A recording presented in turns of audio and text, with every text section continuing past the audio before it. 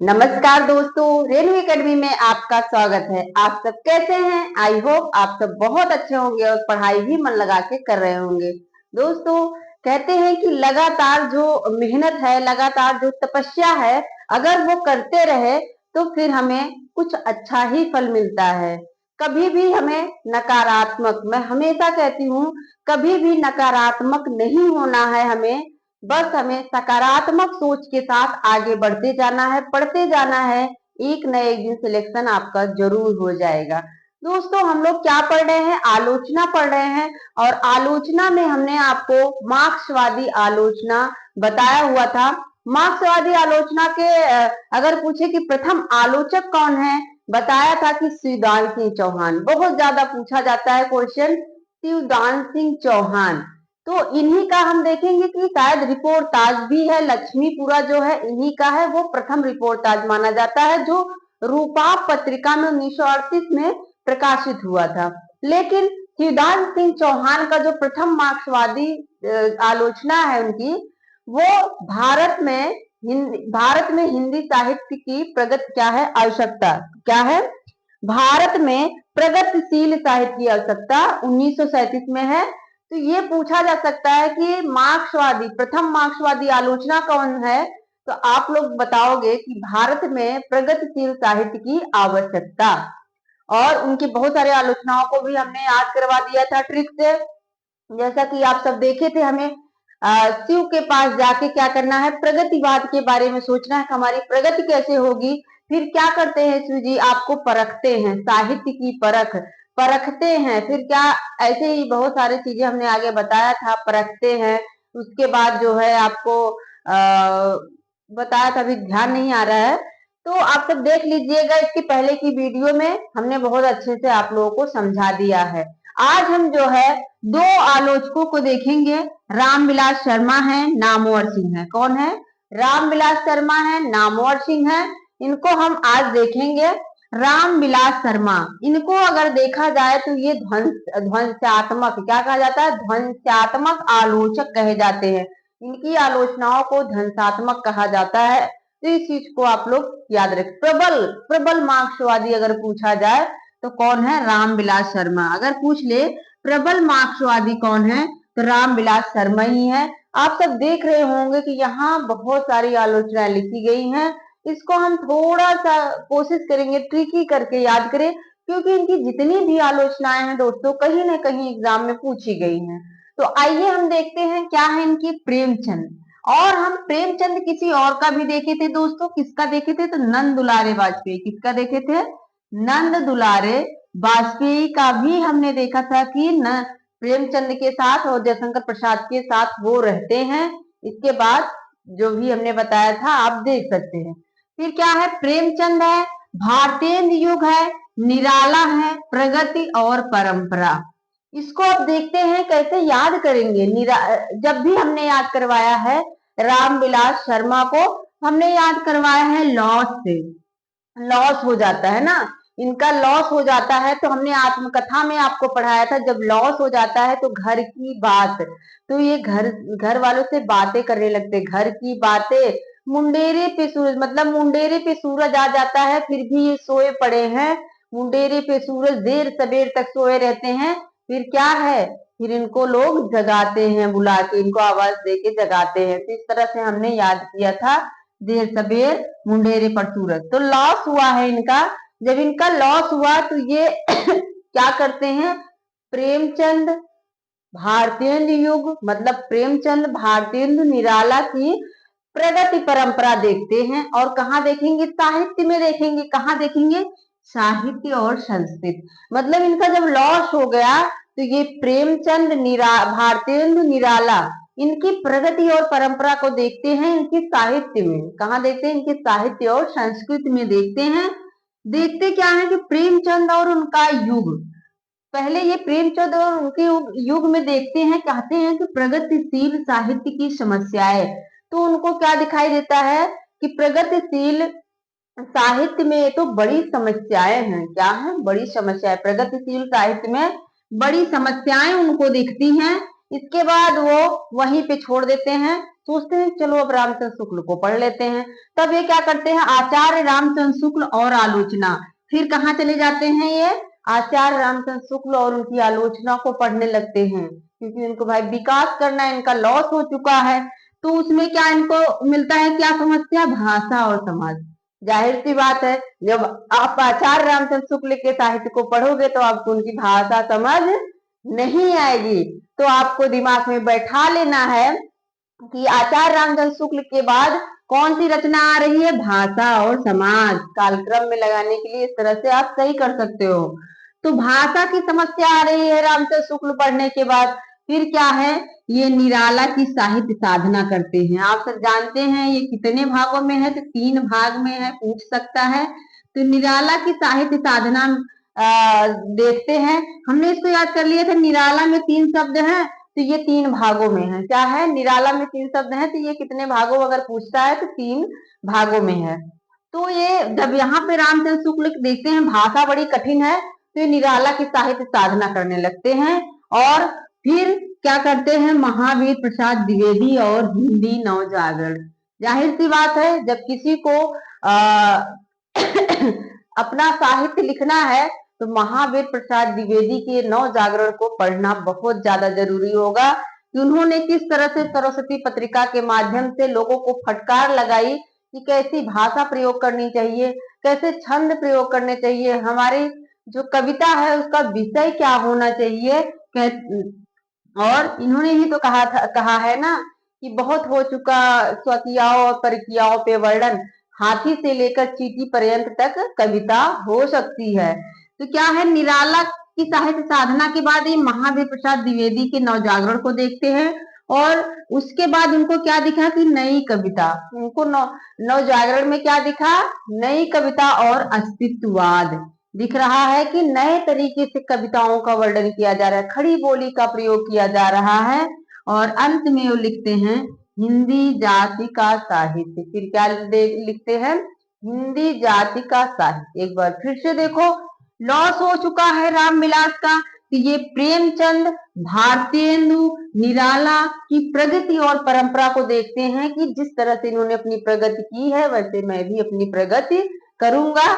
और उसके बाद ये साहित्य और संस्कृति, फिर किस में देख रहे हैं, सब साहित्य और संस्कृति में देख रहे हैं। इसके बाद क्या हुआ, उनको प्रेमचंद और उनका युग, फिर उन्होंने क्या किया, प्रेमचंद और उनका युग पढ़ते हैं तो देखते हैं कि प्रगतिशील साहित्य में बड़ी समस्याएं हैं। इसके बाद वो कूद के चले जाते हैं रामचंद्र शुक्ल और उनकी आलोचना को पढ़ते हैं। जब उनकी आलोचना को पढ़े तो उनको भाषा बड़ी कठिन लगी, भाषा और समाज। इसके बाद वो क्या करेंगे, निराला की साहित्य साधना करते हैं 3 भागों में। निराला के बाद, जैसा कि आप जानते हैं कि निराला ने जूही की कली जो कविता है उसको छापने के लिए किसको दिया, महावीर प्रसाद द्विवेदी को दिया, उन्होंने मना कर दिया। तो निराला की साहित्य साधना के बाद कौन आ जाएंगे, महावीर प्रसाद द्विवेदी। जो रामविलास शर्मा निराला के पास गए, उनकी साहित्य साधना को देखें, इसके बाद क्या करते हैं महावीर प्रसाद द्विवेदी और उनका नवजागरण। उनको लगा कि उन्होंने जो है निराला की कविता को क्यों मना कर दिया था, महावीर प्रसाद द्विवेदी को पढ़ते हैं। तो फिर उन्होंने क्या किया, महावीर प्रसाद द्विवेदी को पढ़ा, तो उसमें क्या दिखा उनको कि नई कविता और अस्तित्ववाद क्या दिख रहा है, नई तरीके से कविता और जो है लिखी जा रही है। लास्ट में याद कर लो कि हिंदी जाति का साहित्य। दोस्तों, अगर आप सोचो कि कोई जादू की पुड़िया हो और दे दे, घोल लो और पी जाओ, ऐसा मुश्किल है, ऐसा असंभव, ऐसा नहीं होता है। चीजों को याद करना पड़ता है, मेहनत करनी पड़ती है, तब जाके कहीं जो है याद होता है और हम परीक्षा में प्रश्न को सही कर लेते हैं। अगर आप सोचो कि नहीं ये ट्रिक नहीं जम रही, अच्छा नहीं लग रहा है, तो आप और किसी तरीके से याद भी नहीं कर सकते, क्योंकि इतनी सारी आलोचनाएं, बहुत मुश्किल होता है। तो आप सब इस तरह से चीजों को लिंक करके याद करेंगे तो एग्जाम में कहीं नहीं कहीं दिमाग जो है वो क्वेश्चन को सही कर लेगा। अब देखिए कौन है नामवर, ये भी बहुत इंपॉर्टेंट है दोस्तों, इनकी लगभग सारी आलोचनाओं को पूछा गया है, तो आप सब ध्यान से देखिए। नामवर सिंह है, इनकी क्या है, हिंदी के विकास में अपभ्रंश शब्द। देखिए, एक शब्द पकड़ने की कोशिश करिए, ऐसा शब्द जो दूसरे की आलोचना में नहीं आया हो। क्या है नामवर का अपभ्रंश का योग। हिंदी के विकास में अपभ्रंश का योग छायावाद जो है इनकी वेरी इंपॉर्टेंट है। पिछली बार हायर एजुकेशन में पूछा हुआ था, हायर एजुकेशन पूछा हुआ था 2021 में, छायावाद आलोचना किसकी है। तो ये बहुत सारे लोग सोचते हैं कि डॉक्टर देवराज की, ऐसा नहीं है। डॉक्टर देव का हमने बताया है, देव का पतन नहीं होता है, तो छायावाद का पतन वाली रचना डॉक्टर देवराज की। इसके बाद है इतिहास और आलोचना है। आधुनिक साहित्य की प्रवृत्तियां, कविता के नए प्रतिमान बहुत ज्यादा पूछी जाती है, कविता के नए प्रतिमान। और एक है नई कविता के प्रतिमान। क्या है? नई कविता के प्रतिमान। क्या है? नई कविता के प्रतिमान। अब आप लोग मुझे कमेंट बॉक्स में बताओगे कि नई कविता के प्रतिमान किसकी आलोचना है। ठीक है, आगे है दूसरी परंपरा की खोज।